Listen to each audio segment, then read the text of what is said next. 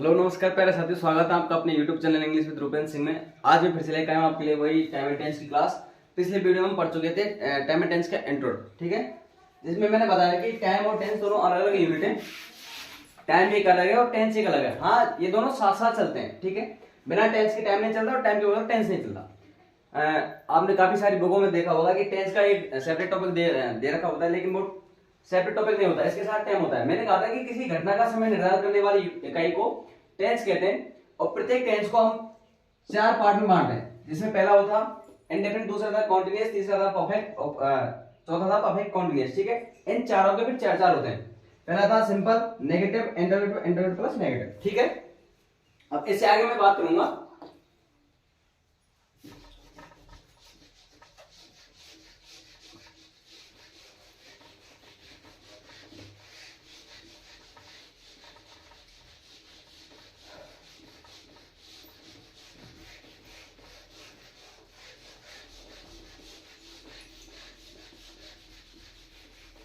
हाँ जी। तो अब देखते हैं, पहले टेंस को ले लेते हैं। पहला टेंस है हमारा प्रेजेंट इंडेफिनिट टेंस।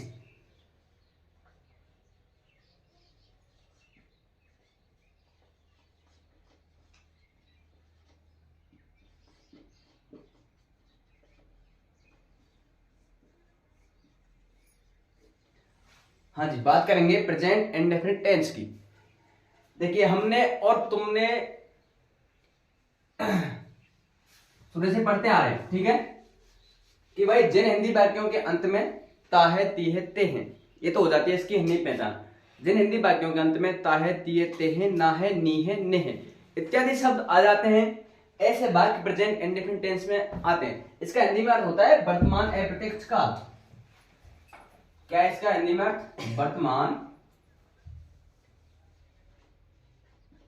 अप्रत्यक्ष काल। किसकी बात करें? फर्स्ट ऑफ ऑल हम प्रेजेंट इंडेफिनिट टेंस की। इसकी हिंदी में पहचान देख लेते हैं। हाँ भाई, बाकी का अंतिम अक्षर, बाकी का अंतिम अक्षर क्या जाए हिंदी में?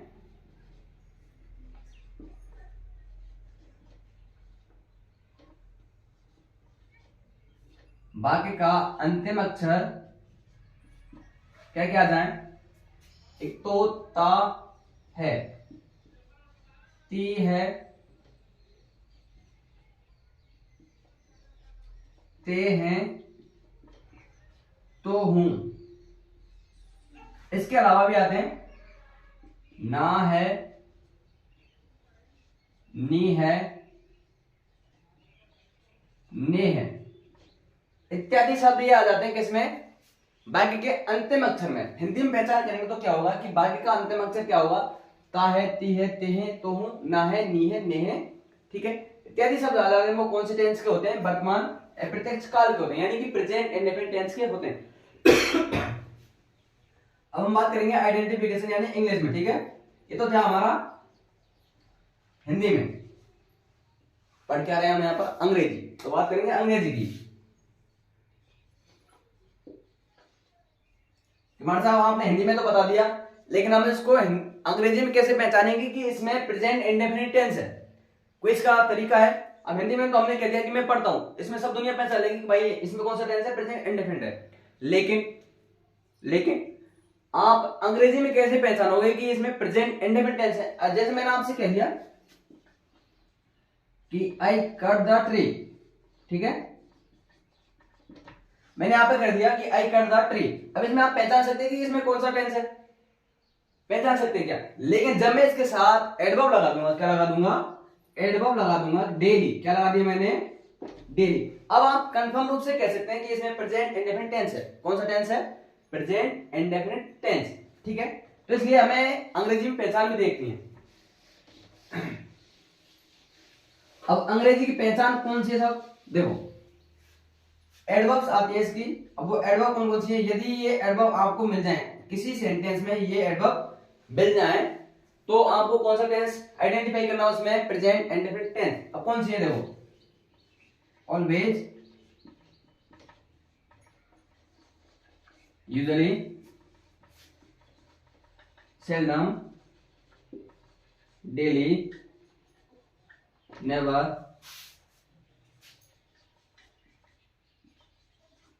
Frequently, scarcely, habitually, always use, seldom, daily, never, frequently, scarcely, often, so far. इसको ऑफ्टन नहीं पढ़ते, ठीक है, ऑफन पढ़ते हैं इसको। ऑफन वन होता है अक्सर, सो फार, अकेजनली,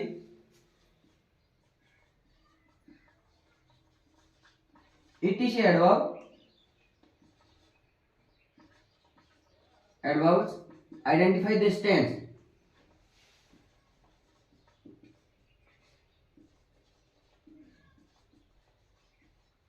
क्या कहा मैंने कि साहब हिंदी में पहचान कर ली हमने कि जिन हिंदी वाक्यों के अंत में ता है, ती है, ते है, तो हूं, ना है, नी है, ने है इत्यादि सब आ जाते हैं, ऐसे वाक्य कौन से में होते हैं? प्रेजेंट इंडेफिनिट टेंस में होते हैं। बात करेंगे हम अंग्रेजी की कि जिन सेंटेंसों में कौन कौन सी एडवर्ब मिल जाए आपको? ऑलवेज मिल जाए, यूजुअली मिल जाए, सेल्डम मिल जाए, डेली मिल जाए, नेवर मिल जाए, फ्रीक्वेंटली मिल जाए, स्केर्सली मिल जाए, हैबिचुअली मिल जाए, ऑफन मिल जाए, सो फार मिल जाए, फिर अकेजनली मिल जाए।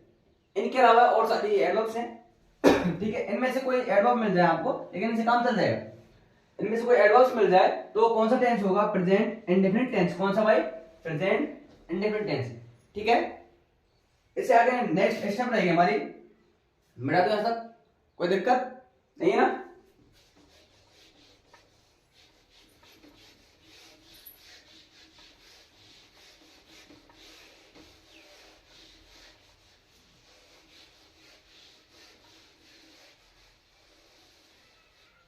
हाँ ये मेरा इंग्लिश का चैनल है, इंग्लिश विद रूपेंद्र सिंह, इसको ज्वाइन कर लेना, ठीक है, और सब्सक्राइब कर देना।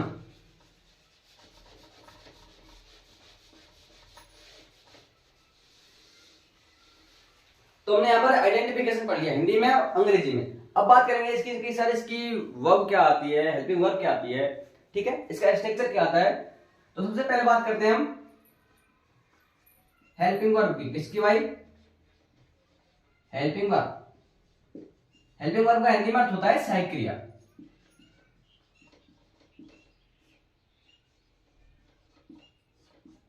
हाँ जी, बात करेंगे क्या? Helping verb. अब इसकी हेल्पिंग वर्ब कौन कौन सी हैं? देखिए, एक तो है डू और एक है डज, ठीक है। कौन कौन सी? एक तो है डू और एक है डज। बात करेंगे साहब करता। पहले यहां पर थोड़ा आपको सब्जेक्ट के बारे में बता दूं मैं थोड़ा, ठीक है। सब्जेक्ट मान होता है कर्ता, ठीक है। अब कर्ता कौन कौन से होते हैं? एक तो होते हैं सिंगुलर। कौन से? सिंगुलर यानी कि एक वचन, ओके। और एक होते हैं प्लूरल यानी कि बहुवचन। सिंगुलर सब्जेक्ट कौन कौन से हैं, प्लूरल सब्जेक्ट कौन कौन से हैं? तो बात करेंगे सिंगुलर की, तो सिंगुलर अपन के देखो, he, she, it, one, और किसी व्यक्ति का नाम, ठीक है। ये क्या आ गया? हमारे सिंगुलर सब्जेक्ट हुए। बात करेंगे प्लूरल की। प्लूरल में हमारे आई, बी, यू, दे, ठीक है, इट इज। तो हमारे सिंगुलर सब्जेक्ट कौन कौन से हुए? ही, सी, इट, वन और नेम, ठीक है। अब प्लूरल सब्जेक्ट कौन कौन से? आई, बी, यू, दे। ये हमारे क्या हुए? प्लूरल सब्जेक्ट यानी एक वचन करता और बहुवचन करता। अब बात करेंगे साहब कि डू का प्रयोग कब करेंगे और डज का प्रयोग कब करेंगे। तो बात करते हैं हम डू की। डू का कौन से कर्ता के साथ करेंगे और डज का कौन से कर्ता के साथ करेंगे। तो डू का प्रयोग करते हैं हम बहुवचन करते हैं यानी कि आई, बी, यू और दे, ठीक है, के साथ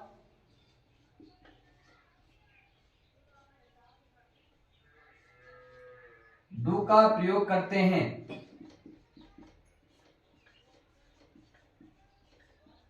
ठीक है।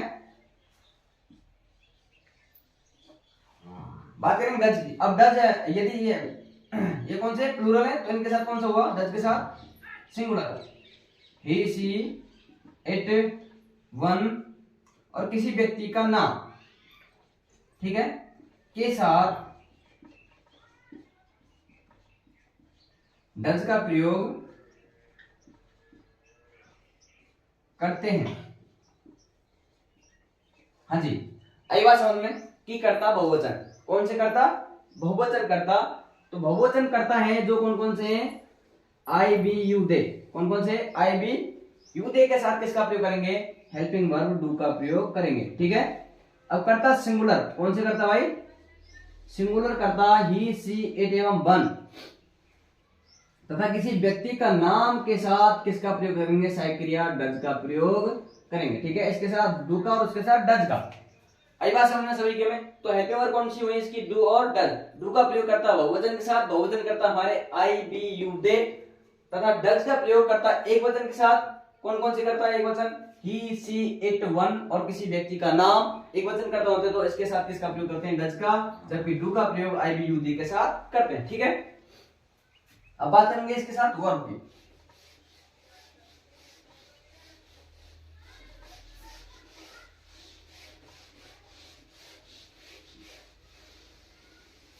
हाँ जी, तो हेल्पिंग वर्ब कौन कौन सी हुई? एक तो हुई डू और एक हुई डज। ठीक है, डू का प्रयोग प्लूरल के साथ और डज का प्रयोग सिंगुलर के साथ।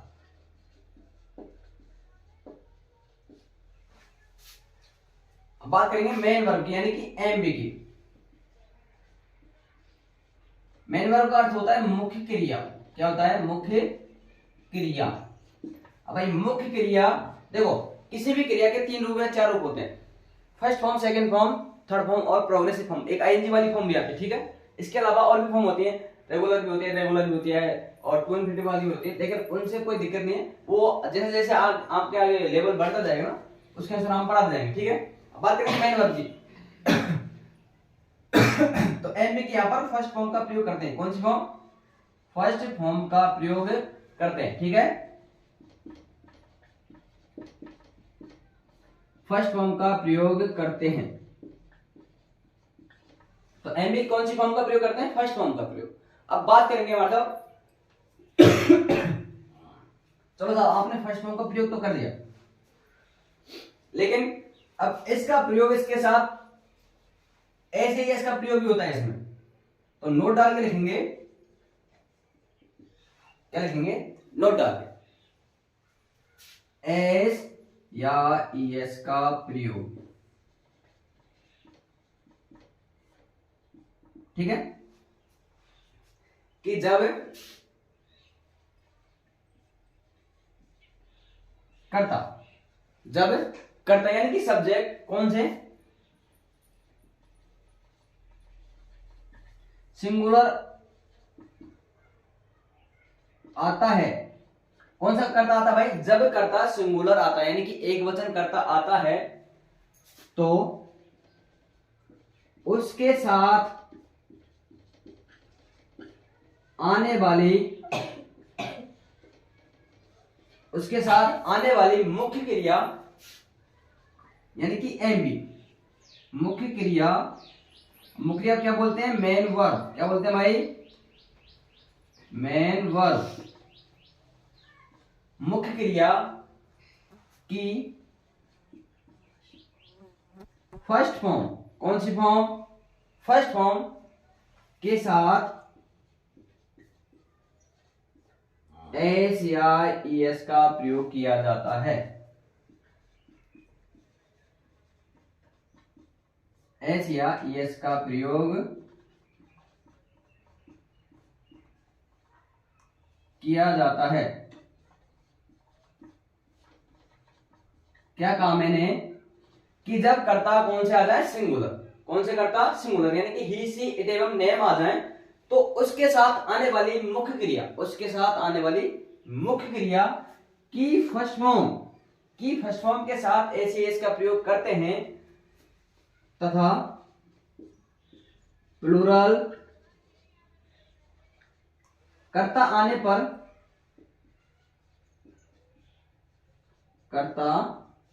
आने पर मुख्य क्रिया की फर्स्ट फॉर्म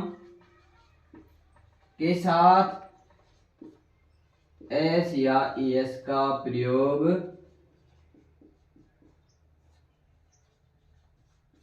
नहीं होता है, नहीं किया जाता है।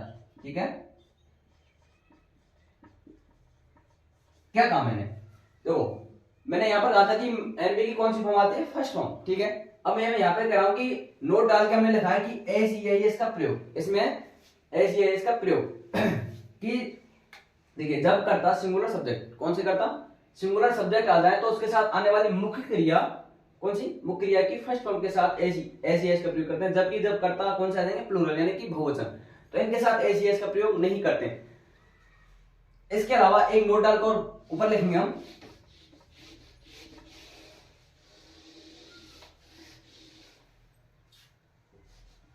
फिर दोबारा से नोट डालेंगे। ठीक है, बात करेंगे एस या फिर ईएस। अब हमें एस या ईएस में से क्या लगाना है? अब हमने यहां तो जान लिया कि सिंगुलर सब्जेक्ट के साथ ही एस ईएस लगाना है। क्या लगाना है? सिर्फ सिंगुलर सब्जेक्ट के साथ क्या लगाना है? मुख्य क्रिया में एस या ईएस लगाना है। अब बात करेंगे कि हमारे साहब एस कब लगाना और ईएस कब लगाना है, कि ईएस का प्रयोग कब करेंगे और एस का प्रयोग कब करेंगे? जब मुख्य क्रिया, अब देखो जब मेन वर्ब का अर्थ जानते हो? मुख्य क्रिया। ठीक है, जब मुख्य क्रिया के अंतिम अक्षर,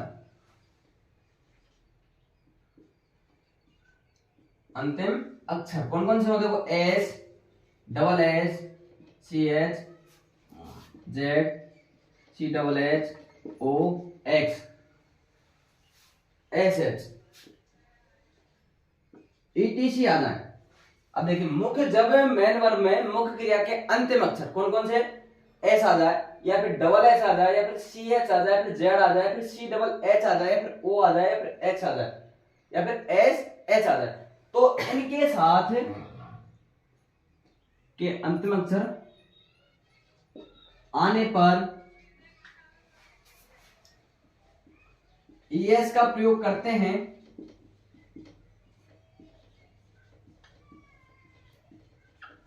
इसका प्रयोग करते हैं, ईएस का प्रयोग करते हैं। बाकी के साथ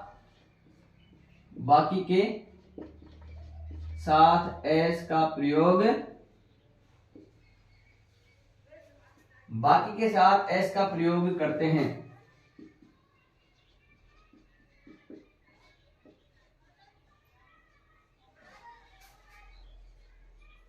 एक बात आपको समझ में, मैंने कहा था कि जब एस का प्रयोग हम कब करते हैं? कि जब कर्ता कौन से आ जाए? यहां पर सिंगुलर कर्ता, कौन से? सिंगुलर कर्ता आने पर मुख्य क्रिया की फर्स्ट फॉर्म में एस का प्रयोग करते हैं। ठीक है, यदि कर्ता कौन से आ जाए? प्लूरल, तो उसके साथ एस का प्रयोग नहीं करेंगे। अब बात करेंगे कि सर एस कब लगाएं और ईएस कब लगाएं। तो मैंने कहा था कि जब मुख्य क्रिया के अंतिम अक्षर, अब ये किसके साथ हो रहे हैं? सिर्फ सिंगुलर सब्जेक्ट के साथ। किसके साथ? सिंगुलर सब्जेक्ट के साथ। ठीक है, तो जब मुख्य क्रिया सिंगुलर सब्जेक्ट आ गया तो उसके साथ जो आने वाली मुख्य क्रिया है, तो उसके अंतिम अक्षर कौन कौन से होने चाहिए? डबल एस, कौन से? Sorry, S, double S, C H, Z, C double H, O, X, S H, ETC आने पर क्या लगा देंगे हम? ईएस लगा देंगे। अगर ये अक्षर नहीं दिख रहे किसमें? मुख्य क्रिया में, कौन कौन से अक्षर? S, double S, C H, Z, C double H, O, X और एस एच, ये नहीं दिख रहे तो क्या लगा देंगे यहाँ पर? एस। कब लगाने? जब कर्ता कौन से आएंगे? हमारे सिंगुलर कर्ता, यानी कि ही, सी, इट, वन और नेम। ठीक है, ये आ जाए तो क्या लगा देंगे हम? एस या ईएस लगा देंगे। ठीक है, इसके अलावा इसमें और भी वेरिएशन है एक, फिर नोट डालेंगे एक छोटा सा, बस लास्ट नोट है। प्रेजेंट इंडेफिनिट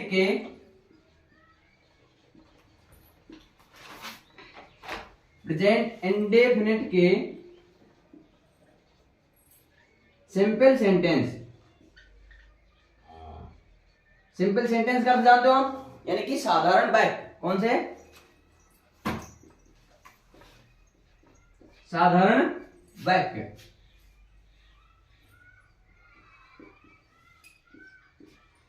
वैक्यूम में, ठीक है, सहायक क्रिया यानी कि हेल्पिंग वर्ब। भाई सहायक क्रिया क्या बोलते हैं? Helping verb. सहायक क्रिया कौन कौन सी? डू डज, डू और डज। कौन कौन सी सहायक क्रिया? डू और डज। तो मैंने कहा कि प्रेजेंट इंडेफिनिट के सिंपल सेंटेंस यानी कि साधारण वाक्यों में, सेंटेंस यानी कि साधारण वाक्यों में सहायक क्रिया यानी हेल्पिंग वर्ब कौन कौन सी? डू और डज का प्रयोग बताओ, करते या नहीं करते? हाँ जी, करते हैं या फिर नहीं करते? डू डज का प्रयोग नहीं करते हैं, नहीं करते हैं साधारण वाक्यों में, साधारण वाक्यों में मुख्य क्रिया की फर्स्ट फॉर्म, कौन सी फॉर्म? फर्स्ट फॉर्म के साथ एस या एस का प्रयोग किया जाता है।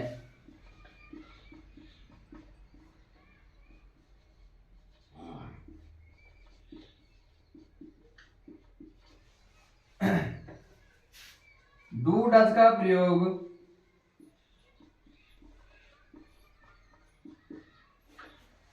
का प्रयोग नेगेटिव सेंटेंसों से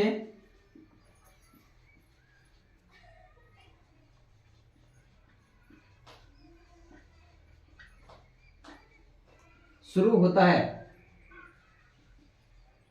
हाँ जी, मैंने कहा था, देखिए छोटा सा नोट डाला है कि प्रेजेंट इंडेफिनिट के सिंपल सेंटेंस, कौन से सेंटेंस? सिंपल यानी साधारण वाक्य, ठीक है, उनमें किसका प्रयोग नहीं होता? डू डज का प्रयोग नहीं होता, यानी कि सहायक क्रिया का प्रयोग नहीं होता। तो किसका प्रयोग होता है? उसमें प्रयोग होता है मुख्य क्रिया की फर्स्ट फॉर्म में एस या ईएस का प्रयोग, जो मैंने आपको पहले बता दिया कि यदि कर्ता कौन सा आ जाए? सिंगुलर कर्ता, यानी कि कर्ता एक वचन। कौन कौन से एक वचन कर्ता?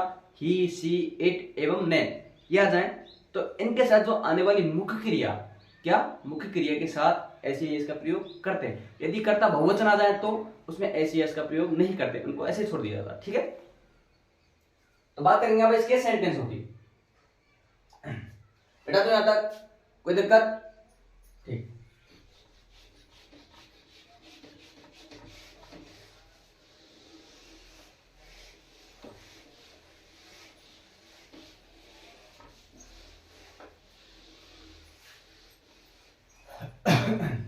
अब बात करेंगे स्ट्रक्चर की कि हाँ जी साहब आपने इतना तो बता दिया, अब ये वाक्य बनेंगे तो बनेंगे कैसे? नीम खुद दई, ठीक है, उसका स्ट्रक्चर। अब बात करेंगे कि स्ट्रक्चर क्या होता है, इसका ढांचा क्या होता है, यानी सेंटेंस कैसे बनेंगे। तो देखो, सबसे पहले हम बात करेंगे सिंपल की, किसकी? सिंपल सेंटेंस की।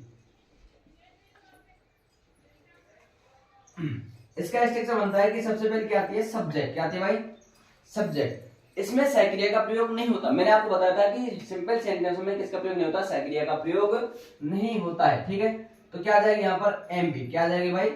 एमबी। और उसमें कौन सी फॉर्म आ जाएगी एमबी की? First form. प्लस क्या लगा देंगे? अब सिंपल सेंटेंस में किसका प्रयोग होता है? एस या ईएस का प्रयोग। तो यहाँ पर क्या लगा देंगे? एस या ईएस। इसके बाद क्या आता है? ऑब्जेक्ट। और इसके बाद क्या आता है? अदर, ठीक है।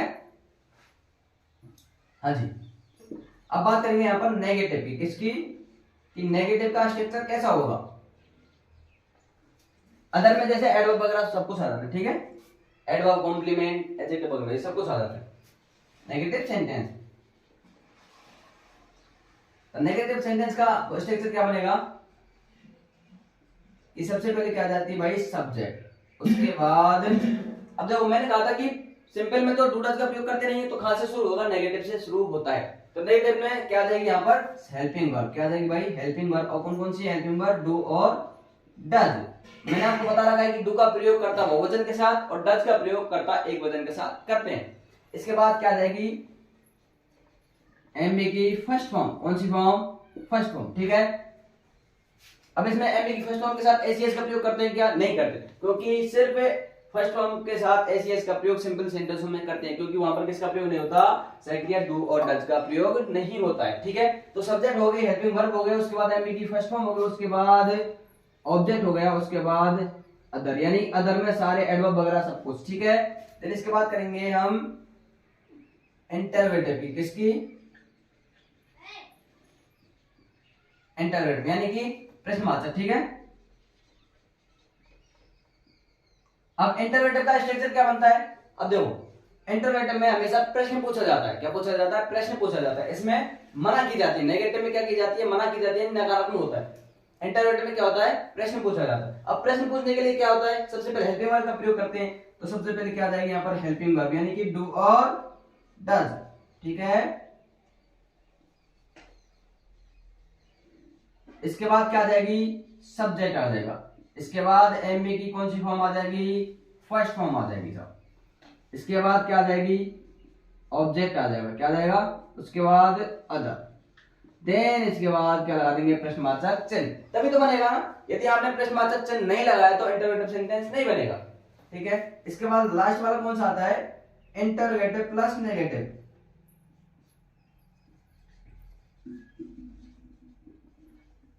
सेंटेंस। हाँ जी, देखिए अब इसका स्ट्रक्चर क्या बनेगा कि सबसे पहले क्या आ जाएगी? Helping verb. क्या जाएगी? Helping verb. ठीक है, अरे सॉरी, इसमें तो नेगेटिव वो, हाँ जी, नेगेटिव में क्या लगा दिया मैंने? सब्जेक्ट, उसमें सॉरी वो रहेगा था। ठीक है, नेगेटिव की बात करेंगे सबसे पहले कि इसमें क्या आता है? सबसे पहले सब्जेक्ट, इसके बाद हेल्पिंग वर्ब, देन इसके बाद आता है नॉट। क्या आता है भाई? नॉट। इसके बाद एमबी की फर्स्ट फॉर्म। ठीक है, इसके बाद ऑब्जेक्ट, उसके बाद अदर, सॉरी माफी चाहूंगा, नोट हमेशा तीसरे स्थान पर था। ठीक है, तो यहां पर क्या लगा दी मैंने? हेल्पिंग वर्ब, इसके बाद क्या जाएगी? सब्जेक्ट, इसके बाद क्या जाएगा? नोट, क्योंकि इसमें प्रश्न भी पूछ रहे हैं और मना भी कर रहे हैं। ठीक है, इसके बाद एमबी की फर्स्ट फॉर्म, इसके बाद ऑब्जेक्ट, इसके बाद अदर, और इसके बाद प्रश्नवाचक चिन्ह। ठीक है, तो मैंने यहाँ पर आपको स्ट्रक्चर बताया कि सिंपल का क्या होता है, नेगेटिव का क्या होता है, इंटरोगेटिव का क्या होता है, इंटरोगेटिव प्लस नेगेटिव का क्या होता है। सिंपल का सबसे पहले देखते हैं कि सबसे पहले क्या आती है? सब्जेक्ट, उसके बाद एमबी की फर्स्ट फॉर्म, उसमें क्या लगा देते हैं? एस या ईएस, उसके बाद ऑब्जेक्ट, उसके बाद अदर। ठीक है, दूसरी बात करेंगे नेगेटिव की, नेगेटिव में क्या होता है? सबसे पहले सब्जेक्ट आती है, उसके बाद हेल्पिंग वर्ब आती है, उसके बाद नॉट आता है, उसके बाद एमबी की फर्स्ट फॉर्म आती है, उसके बाद ऑब्जेक्ट आता है, उसके बाद अदर आता है। ठीक है, बात करेंगे इंटरोगेटिव की, तो सबसे पहले हेल्पिंग वर्ब आती है, उसके बाद सब्जेक्ट आता है, उसके बाद एमबी की फर्स्ट फॉर्म आती है, उसके बाद ऑब्जेक्ट आता है, उसके बाद अदर आता है, अदर में जैसे एडवर्ब वगैरह। ठीक है, उसके बाद प्रश्नवाचक चिन्ह आता है, यानी क्वेश्चन मार्क। इसके बाद इंटरोगेटिव प्लस नेगेटिव का स्ट्रक्चर देखते हैं, तो उसमें सबसे पहले सब्जेक्ट आती है, उसके बाद सॉरी सबसे पहले हेल्पिंग वर्ब आती है, उसके बाद सब्जेक्ट आता है, उसके बाद नॉट आता है, उसके बाद एमबी की फर्स्ट फॉर्म आती है, उसके बाद ऑब्जेक्ट आता है, उसके बाद अदर, उसके बाद प्रश्नवाचक चिन्ह। अब बात करेंगे इसके एग्जांपल्स की, तो बात करते हैं सिंपल की। ठीक है, जैसे मैंने यहां पर कह दिया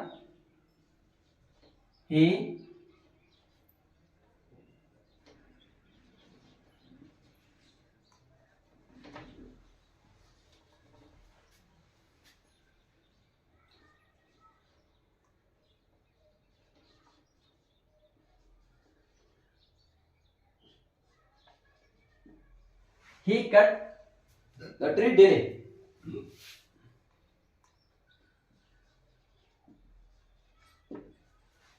ये क्या हुआ? हमारा सिंपल सेंटेंस हुआ। अब ही यहाँ पर क्या है? Singular subject. क्या है यहाँ पर? सिंगुलर सब्जेक्ट है। बात करेंगे कि ये सब नेगेटिव है कि वो इंटरोगेटिव है। ठीक है, क्योंकि इसमें नॉट तो आ नहीं रहा कहीं, तो ये कौन सा हुआ? सिंपल हुआ। फिर प्रश्नवाचक चिन्ह नहीं हुआ। क्या है? सिर्फ फुल स्टॉप। क्या है यहाँ पर? सिर्फ फुल स्टॉप। तो यहाँ पर कौन सा हुआ सेंटेंस है? सिंपल सेंटेंस हुआ। अब बात करेंगे साहब कि इसमें से कट आएगी फिर कट्स आएगी। मैंने आपको बताया था कि प्रेजेंट इंडेफिनिट के सिंपल सेंटेंसों में डू डज का प्रयोग नहीं करते हैं, यानी सक्रिय का प्रयोग नहीं करते हैं। तो किसका प्रयोग करते हैं? कि मार साहब मुख्य क्रिया की फर्स्ट फॉर्म में एसीएस का प्रयोग करते हैं। अब इसमें देखो फर्स्ट फॉर्म हुई ना कट, तो इसमें एसीएस का प्रयोग करते हैं। अब इसमें किसका प्रयोग हो रहा है? एच का प्रयोग होता है। तो एसीएस का प्रयोग कब करेंगे? जब कर्ता कौन सा आ जाएंगे? सिंगुलर कर्ता। कौन से कर्ता? यानी एक वचन कर्ता। अब एक वचन कर्ता कौन सा हुआ हमारा? यहाँ पर ही। कौन सा हुआ? ही। तो इसके अनुसार आने वाली जो वर्ब होगी वो क्या होगी? कट्स। क्या होगी? अब कट्स क्यों आई, क्योंकि ये सिंगुलर सब्जेक्ट है, सिंगुलर सब्जेक्ट के साथ एस ई एस का प्रयोग करते हैं किसमें, मुख्य क्रिया की फर्स्ट फॉर्म में, किसमें। अब ही की जगह मैं यहां पर क्या लिख देता, यू, क्या लिख देता भाई, यू लिख देता, क्या लिख देता, यू लिख दिया मैंने, ठीक है। अब यहां पर देखो यू है, तो यू के साथ तो कट्स नहीं आ सकता, क्योंकि ये कर्ता कौन सा हुआ, प्लूरल करता, यानी कि बहुवचन करता। अब बहुवचन करता हुआ तो इसके साथ जो आने वाली मुख्य क्रिया है वो कौन सी होगी, कट, कौन सी होगी, कट। आई बात समझ में, कट क्यों आई, यू के साथ कट्स क्यों आया, क्योंकि ये कौन सा सब्जेक्ट है, प्लूरल सब्जेक्ट। अब प्लूरल सब्जेक्ट में मुख्य क्रिया की फर्स्ट फॉर्म में एस का प्रयोग नहीं करते, मैंने आपको बताया था। तो एस का प्रयोग कब करते हैं, जब करते हैं जब करता कौन से आ जाए यहाँ पर, सिंगुलर करता, कौन से करता, सिंगुलर करता, ठीक है। अब इसका क्या बनाते हैं हम, नेगेटिव। देखिए सब्जेक्ट कौन सा हुआ हमारा, ही, सब्जेक्ट हो गया। उसके बाद हेल्पिंग वर्ब, अब ही के साथ क्या लगाते हैं, हमें क्या लगाना पड़ता है सब्जेक्ट में, ही के बाद हेल्पिंग वर्ब। नेगेटिव में यहां से क्या हो जाती है, हेल्पिंग वर्ब चालू हो जाती है, तो ही के साथ हम क्या लगाना है, डू या डज, क्या लगाना बताओ, हम बताओ क्या लगा देंगे भाई, डज, क्या लगा देंगे, डज से आवाज। डू क्यों नहीं लगा, क्योंकि यहाँ पर क्या आ रहा है, सिंगुलर सब्जेक्ट, क्या आ रहा है, सिंगुलर सब्जेक्ट। डज क्यों नहीं लगा हमने यहाँ पर, क्योंकि ये ही क्या है यहाँ पर, सिंगुलर, क्या है यहाँ पर, सिंगुलर। तो इसके साथ डू क्यों नहीं लगा, क्योंकि ये क्या है यहाँ पर, सिंगुलर। यदि यहाँ पर क्या होता है, यू, क्या होता भाई, यू होता, ठीक है। तो यहाँ पर क्या लगा देते हैं हम, डू लगा देते हैं, इसके साथ क्या लगा देते हैं यहाँ पर, डू। लेकिन ही के साथ क्या लगा दिया हमने, डज, क्योंकि ये सब्जेक्ट कौन सा है, सिंगुलर, यू कौन सा सब्जेक्ट है, प्लूरल, प्लूरल के साथ डू और सिंगुलर के साथ डज। देखो सब्जेक्ट हो गई, उसके बाद हेल्पिंग वर्ब हो गई, उसके बाद क्या लगा देंगे, तीसरे स्थान पर नॉट, क्या लगा देंगे, नॉट। इसके बाद एमबी की कौन सी फॉर्म, फर्स्ट फॉर्म, कौन सी फॉर्म, तो एमबी की फर्स्ट फॉर्म क्या लगा रखी मैंने यहाँ पर, कट, क्या लगा रखी भाई, कट। अब इसमें एस का प्रयोग करते हैं या नहीं करते, मैंने वहां पर सिर्फ लिख रखा है, आपके लिए नोट डाल के रखा है ना मैंने अभी भी, just with in something 10 minute पहले, कि सिंगुलर सिंपल सेंटेंस के साथ ही एस का प्रयोग करते हैं, लेकिन नेगेटिव में नहीं करते, ठीक है। तो यहां पर क्या लगा रही मैंने, कट। अब ऑब्जेक्ट क्या है, ट्री, अब कैसे काट रहा है वो, डेली, ठीक है। इसके बाद बात करेंगे हम इंटरोगेटिव सेंटेंस की। अब देखो सब्जेक्ट क्या है हमारा, ही, तो इंटरोगेटिव में क्या आता है, हमेशा हेल्पिंग वर्ब आगे आती है, तो ही के साथ हमने क्या लगा रखा है, हेल्पिंग वर्ब डज, क्या लगा रखा है, डज पहले लिख दी, उसके बाद क्या लिख दिया, सब्जेक्ट। देखो यहाँ पर क्या है, इधर देखो सबसे पहले हेल्पिंग वर्ब है, उसके बाद सब्जेक्ट, और सब्जेक्ट कौन सा हुआ हमारा, ही के साथ क्या लगाते हैं हम, डज लगाते हैं, क्या लगाते हैं, डज, क्योंकि ही क्या है, सिंगुलर सब्जेक्ट है, तो यहाँ पर डज लगा दिया हमने, इसके बाद क्या लगा दिया, ही। इसके बाद एमबी की कौन सी फॉर्म, फर्स्ट फॉर्म, यानी कि कट। उसके बाद ट्री, क्योंकि ऑब्जेक्ट है, ओके साहब। उसके बाद अदर कुछ है, डेली है ना अदर, क्योंकि एडवर्ब है, उसके बाद प्रश्नवाचक चिन्ह, ठीक है। देन इसके बाद बात करेंगे इंटरवेट प्लस नेगेटिव।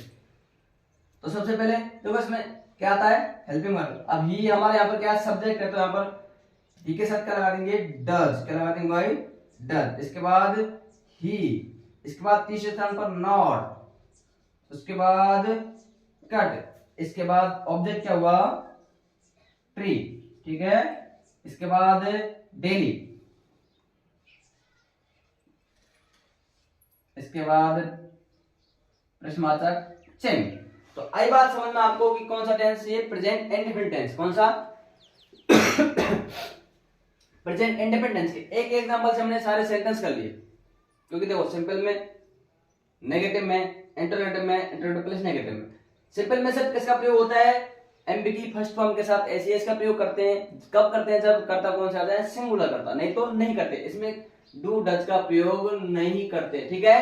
तो डू डज का प्रयोग कब करेंगे, नेगेटिव से, कब से, नेगेटिव से, ठीक है। तो नेगेटिव में हमने डू डज का प्रयोग किया होगा ऑब्वियसली। यहाँ पर सब्जेक्ट कौन सा है, ही, तो ही के साथ क्या लगाते हैं, डज, क्या लगाते हैं भाई, डज। मैंने लिखा है ना, करता एक वचन के साथ डज का प्रयोग करते हैं, जब करता बहुवचन के साथ डू का प्रयोग करते हैं, ठीक है। इसके बाद देखो इंटरोगेटिव में सबसे पहले हेल्पिंग वर्ब लिख देते हैं, तो हेल्पिंग वर्ब लिख दी ना मैंने, डज। इसके बाद सब्जेक्ट है, तो सब्जेक्ट कौन सा हुआ है, ही। इसके बाद एमबी की फर्स्ट फॉर्म है, तो कौन सी हुई, कट। इसके बाद ऑब्जेक्ट द ट्री, ठीक है। उसके बाद अदर, यानी एडवर्ब में क्या हुआ, डेली, ठीक है। इसके बाद आपको मैं एग्जांपल्स दे रहा हूं और आपको इसके 4 बनाने हैं।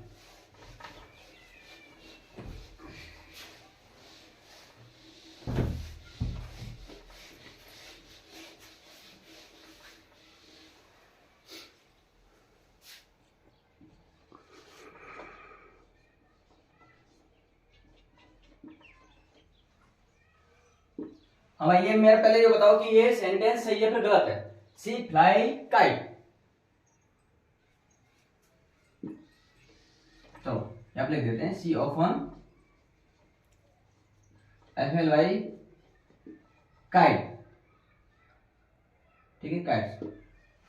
पहले ये बताओ कि ये मेरा सेंटेंस सही है फिर गलत है।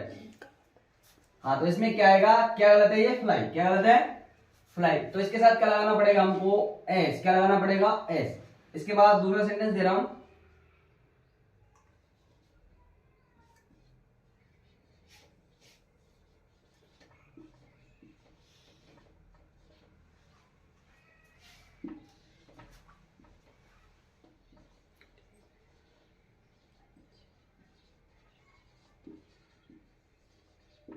हाँ जी, इसमें क्या गलती है कि Poonam teach us English. Poonam हमें क्या पढ़ाती है, अंग्रेजी पढ़ाती है। इसमें क्या गलती है बताओ। हाँ जी, पूनम, ये क्या है यहाँ पर एमपी की फर्स्ट फॉर्म। तो यहाँ पर पूनम किसी व्यक्ति का नाम है, तो व्यक्ति हुआ तो ये क्या हुई, सिंगल, सिंगुलर हुई ना, यानी एक वचन करता हुआ। क्या हुआ, एक वचन करता हुआ। तो एक वचन करता के साथ एमपी की फर्स्ट फॉर्म में क्या लगाते हैं, एस या एस का प्रयोग करते हैं ना। ठीक है, अब इसमें एस लगाए फिर ईएस लगाए, तो यहाँ पर क्या लगाएंगे, ईएस। मैंने बताया था कि यदि मुख्य क्रिया के अंतिम अक्षर कौन कौन से आ जाए, S, double S, C H, C double H, तो यहाँ पर क्या आ रहा है, सी एच। क्या आ रहा है यहाँ पर, सी एच। तो सी एच के साथ क्या लगाते हैं, ई एच का प्रयोग करते हैं। तो क्या बना है इसका प्रॉपर सेंटेंस कि पूनम टीचर्स अस इंग्लिश। ठीक है, तो थैंक यू दोस्तों, आज बस इतना ही। मिलते हैं किसी और वीडियो में नए जोश और जुनून के साथ। तब तक के लिए बाय बाय, टेक केयर।